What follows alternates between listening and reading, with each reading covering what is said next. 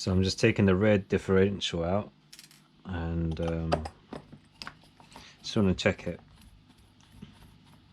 see if there's enough oil inside, because if you're running with no oil you'll end up eating all the gears inside the differential. I made a little holder, I got a little container, made a little hole and just fits with most of my diffs, so does the job. Oops.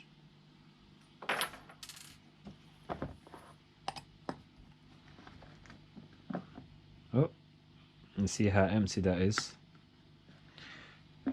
That is not good. Actually, that come with just stock oil. I don't know what they use. Look at that, it's all green. But I'm not sure what oil I should use. I'm thinking to just lock it up with 500k.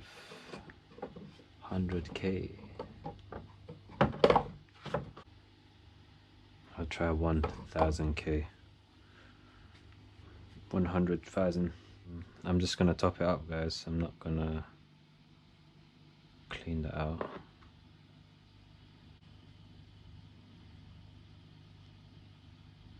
Can let that sit for a bit. Turn the gears.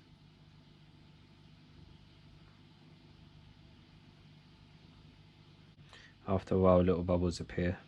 If you just tap it a few times and let it sit for a bit,